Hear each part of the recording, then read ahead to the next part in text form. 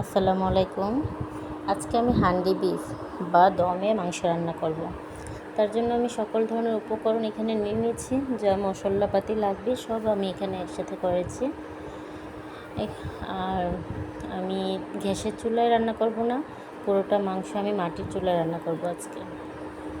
এর জন্য আমি 2 কেজির মতো মাংস নিয়েছি। ভালোভাবে ধুয়ে মাংসটা আমি পানি ছড়িয়ে নিয়েছি। যে দেখুন, আমি এরকম করে টুকরো করে নিয়েছি। আপনারা এর চেয়ে বড় করতে পারেন বা ছোট করতে পারেন, যার যেমন ইচ্ছা করতে পারেন।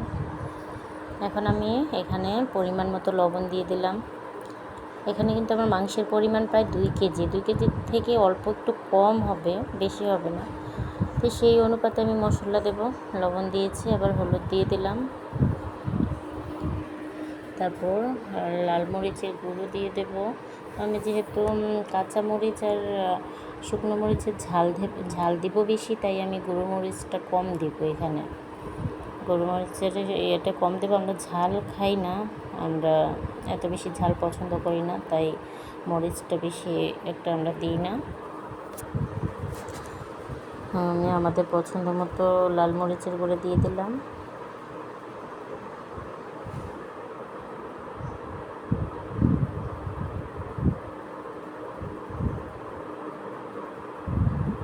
এখন এখানে জিরার গুঁড়া দিয়ে দিলাম।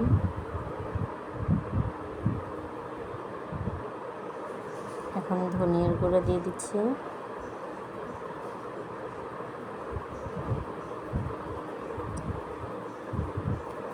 তারপর রাঁধুনি মিক্স মশলা আমি 1 প্যাকেট আনিয়েছি, ছোটো প্যাকেট 20 টাকা প্যাকেট যেটা, সেটা পুরোটাই দিয়ে দিয়েছি। আর একটা 10 টাকার প্যাকেট গুঁড়া দুধের প্যাকেট এনেছি, ও পুরোটা দিয়ে দিয়েছি। তারপর আমার ঘরে তৈরি একটা মশলা ছিল, আমি ঘরেই সেটা তৈরি করেছি মিক্স মশলা, সেটা দিয়ে দিলাম। 2-3 চামচের মতো দিয়েছি। তারপর আমি রসুন বাটা দিচ্ছি 3-4 চামচের মতো।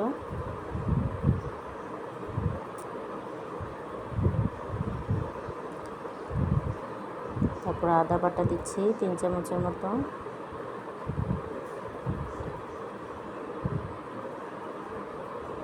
তারপর এখানে বাদাম বাটা দিচ্ছি 2 থেকে 3 চামচ দিয়ে দিলাম। তারপর 3টা তেজপাতা দিলাম, 2 এলাচি দিলাম, দারুচিনি দিলাম। তারপরে 1 কাপ টক দই দিলাম। আমি এটা বাজার থেকে কিনে আনা 1 কাপ টক দই, আর 3-4 চামচের মতো টমেটো সস দিলাম।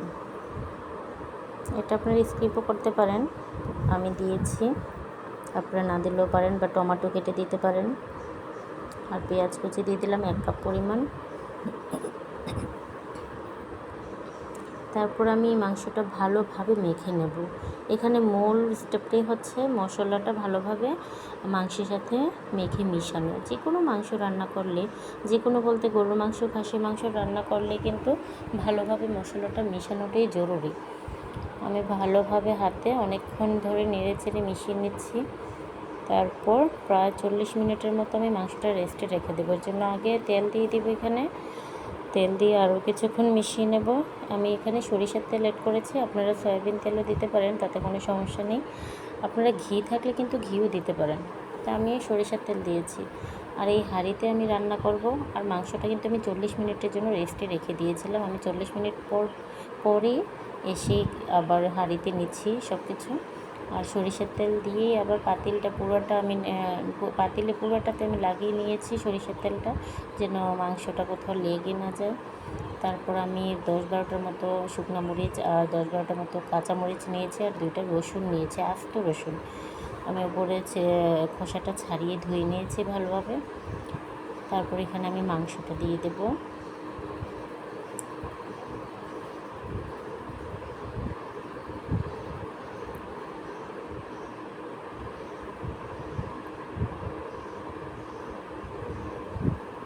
এটাতে কিন্তু পেঁয়াজের সংখ্যাটা একটু বেশি হলে ভালো হয়। আমি এখানে পেঁয়াজটা অনেকটাই দিয়েছি। তারপর পাতিলে মশলা লেগে আছে, ওই পাতিলটা ধুয়ে অল্প কিছু পানি আমি এখানে অ্যাড করব, বেশি পানি দেব না। এই মাংস থেকে পানি উঠবে, আমি অল্প পানি একটু দিয়ে দিলাম, না দিলেও পারা যায়, আমি একটু দিয়ে দিলাম।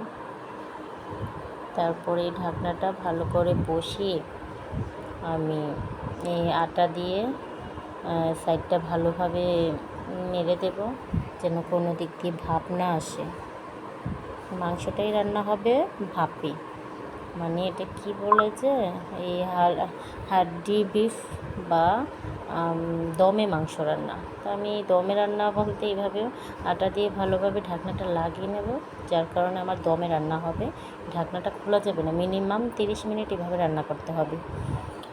30 মিনিট পরে আমি ঢাকনাটা খুলে আরও কিছুক্ষণ ঢাকনা খুলে রান্না হবে। 30 মিনিট হবে দমে রান্না, তারপর ঢাকনা খুলে হবে মিনিমাম 10 মিনিটের মতো। আমি মাটির চুলায় চলে আসলাম, আমার ছাদের উপরে মাটির চুলা।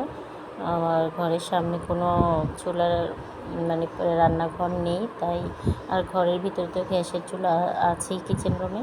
আর ছাদের উপরে আমার ভালো লেগেছিলো, আমি ছাদের উপরে একটা চুলা বসিয়েছি, এটা অনেকেই পছন্দ করেছে। আমি এই চুলায় রান্না করি মাঝে মাঝে, এখন প্রচুর গরম তাই আমি ছাদে রান্না করি না।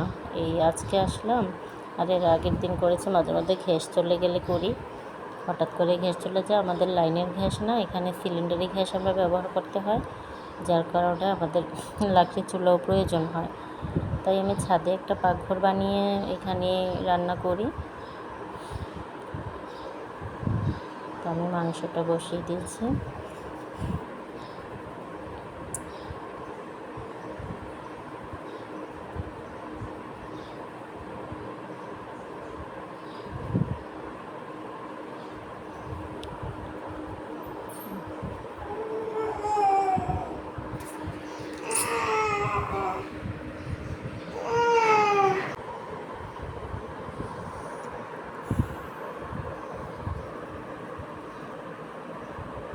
ছাদের উপরের পাকঘরের আশপাশটা কিন্তু অনেক সুন্দর, কিন্তু প্রচণ্ড রোদের কারণে এখানে রান্না করে না আমি খুব অসুস্থ হয়ে যাই।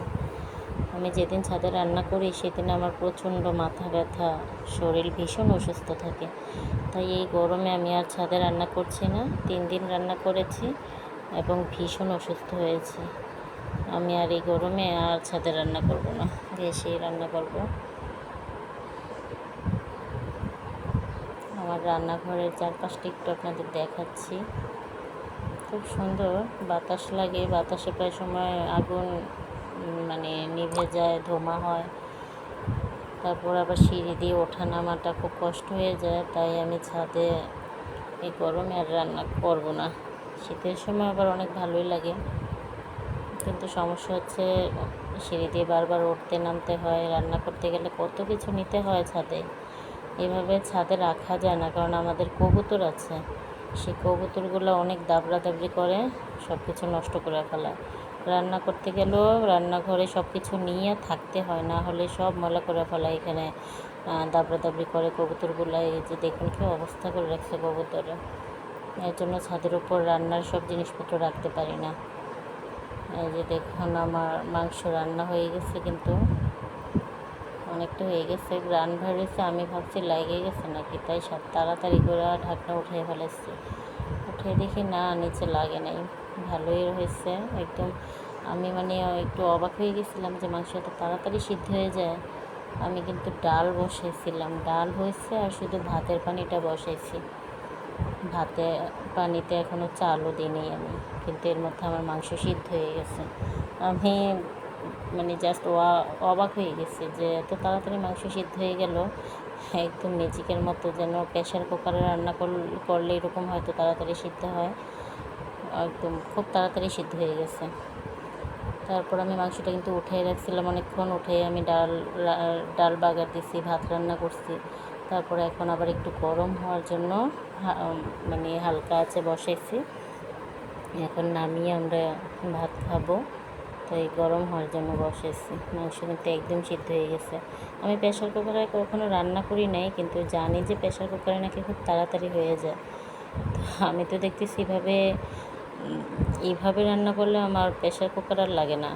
তরকারি মানে মাংস তরকারিটাও কিন্তু ভীষণ মজা হয়েছিল, সবাই খুব প্রশংসা করছিল, অনেক মজা হয়েছিল তরকারিটা। তা আমি যাদের প্রেশার কুকার নাই বা যারা গ্রামে থাকেন তাদের অনুরোধ করবো এইভাবে রান্না করে দেখবেন। সবাই ভালো থাকবেন, সুস্থ থাকবেন। আল্লাহ হাফেজ।